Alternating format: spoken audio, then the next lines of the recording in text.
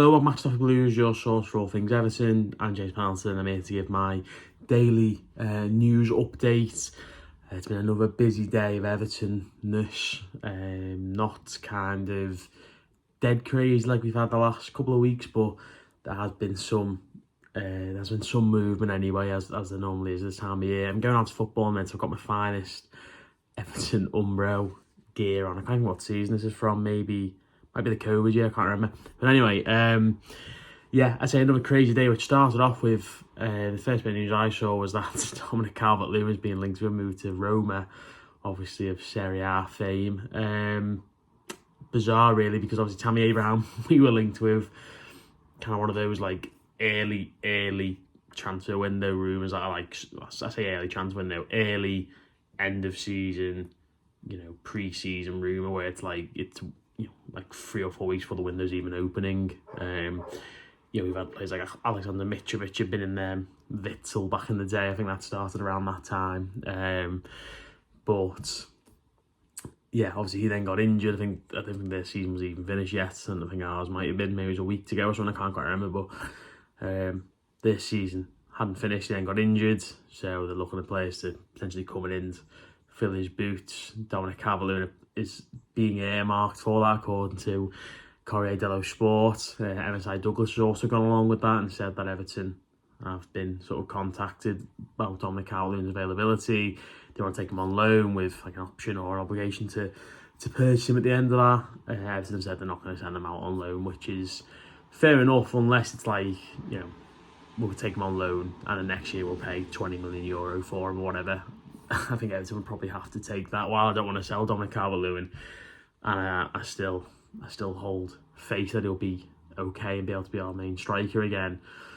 I don't think Everton are in a position to turn down money for pretty much anyone, especially not someone who's just injured all the time. So, I don't know. I can't see this being true, to be honest with you, because I don't really see why they would sign someone who's always injured to fill in for someone who's currently injured.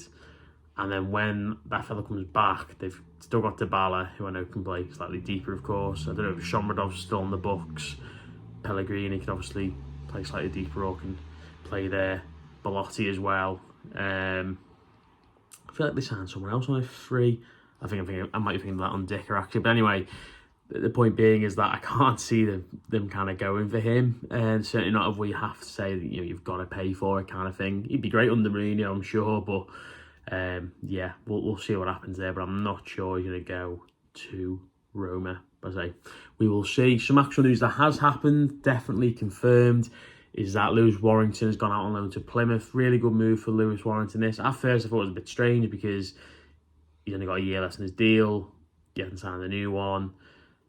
I don't really know the situation when a player goes out on loan. I just think, is it like a tribunal, is it compensation? I'm not really sure, but he's only got a year left in his contract, and then thankfully Paddy Boylan came out and kind of quelled the meltdown and said, he's got an option to sign for another year, which you'd imagine Everton will trigger, basically. But I mean, just sums it up really how bizarre not to put something like that in the statement, saying that a player is going on loan, everyone knows he's got 1 year left in the deal, and they don't just say, Lewis's contract expires in 12 months, but he has got an option for another 12 months.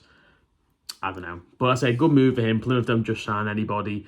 I think that Andy McGregor, you may see him on Twitter, he's part of Insight Mark, and I'm sure they've got a connection to Plymouth. I'm not saying he's signed Lewis Warrington or anything, but I'm just saying they've signed some really clever players over the last couple of years, really good data, sort of driven model that they've got going on has worked wonders for them. They were in the doldrums for like 10 years and now they're in the Championship. So, really good move for him. Brendan Galloway there still. Don't know whether he's been released. I don't think so. Lewis Gibson obviously gone there as well, I believe. So, a few ex-Everton players. Obviously, Stephen Schumacher's the manager. So, nice Everton/Scouse thing going on there as well, which is obviously cool. He's been at Tranmere, League 2. Then he went to Fleetwood, League 1. He smashed both of them. Did well there. And he's going to another team who I don't think will be in relegation trouble. They're not going to challenge at the top end of the division, I don't think. I think they could do in a couple of years, but I don't think they will this season. But we'll see. Yeah, so I think this is a good move for him. And obviously, the more players who are, getting towards being ready for the first team who can then go out on loan, and people can say, okay, maybe not then, is for the better. Stanley Mills being linked to a move to Oxford United. I think that was broke last night by the Bobble said that, and then obviously Liverpool Echo spoke about that this morning, which is kind of where you're going from here, is thinking, again, this is another lad who played last night. It was pretty much straight from the game finishing that the news kind of broke, so it's going to be interesting to see what happens there. But again, I think a loan for him would be good. He's another one who's on the periphery, you think, of, could he maybe even break through? We'll see, but I think that's a good move for him. Moving on to the BILAL TOURÉ saga, MSI Douglas, and a couple of people have said that if Everton want him, they're going to now offer more money to Atalanta, which seems like a really strange sort of reversal of where we were a couple of days ago, where it's like, okay, the deal's sound, you go into either us or Atalanta, it's all about personal preference and what the player wants.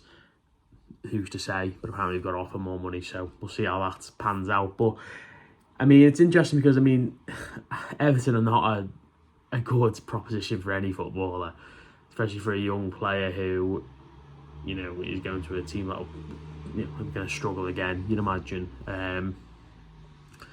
But I kind of think, it's not about Everton, because Everton do have some good things for it. They've got a great fan base, they've got a good stadium to play in, nice places you can live. Obviously, you can live in nice places all over the country, obviously, but I think there's lots of positives to moving to Everton in terms of that. But the main pull is the Premier League.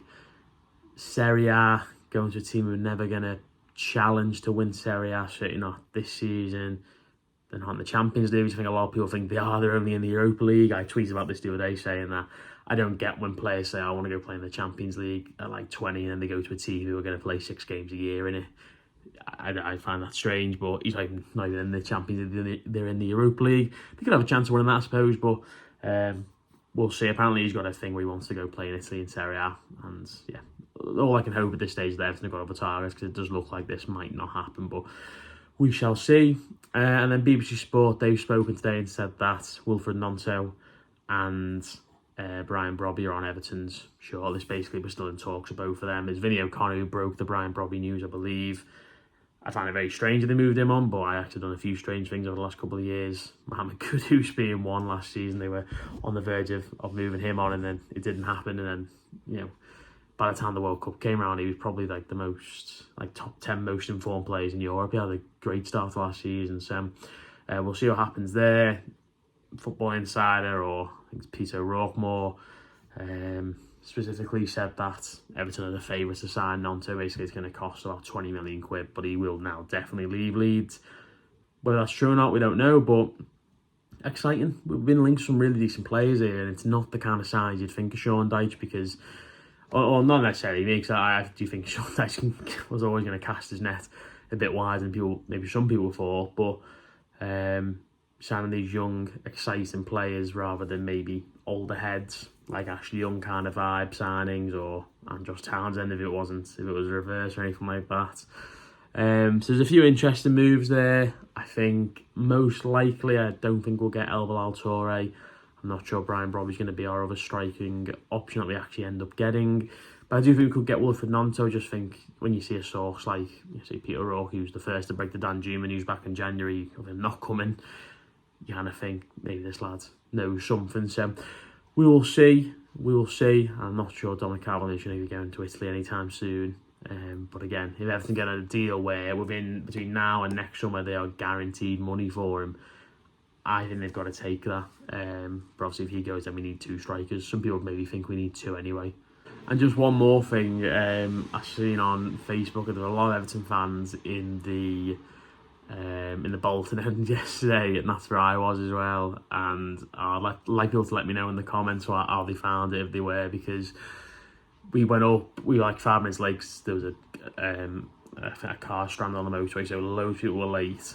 And then we walk up the steps and I'm like, oh, this is packed, this stand, which I didn't think it would be. It didn't look like on the ticket thing I looked in the morning. And there's people in our seat, which I wasn't bothered about. I was like, you sit wherever, I'm not, you're not fussed, but looking at my mate and I'm like, there's no seats anywhere, so we kind of need our seats at this point because we were on the end of the row. And the steward just shoved 4 of us in over 2 seats, and then there was another 2 lads, so there was 6 lads over 4 seats. Just bizarre. And then, yeah, they were just slagging off the away end the whole game. The whole first half, should I say, I'm trying to join in with like little chants and stuff. It was, yeah, sticking out like a sore thumb as well. Transalpino on Monterex. It was horrible. So at half time, we went down to the concourse and I said, I reckon we can go the whole way around and just go sit in that far stand and just forget this ever happened. But because the tunnel's in the corner, you couldn't go all the way through. I thankfully managed to get up to that far end of the stand and there was 4 seats eventually there and no one came to sit in them. But yeah, last time, very, very last time I'm going to an away game, pre-season or otherwise, sitting in a busy, raucous, cocaine corner home end, as I believe it's called now. So yeah, research needs to happen next time. But yeah, anyway, nice one all for watching. Let me know about that. Let me know what you think about these sort of news updates, these rumours, and yeah, nice one for that, and up the Toffees.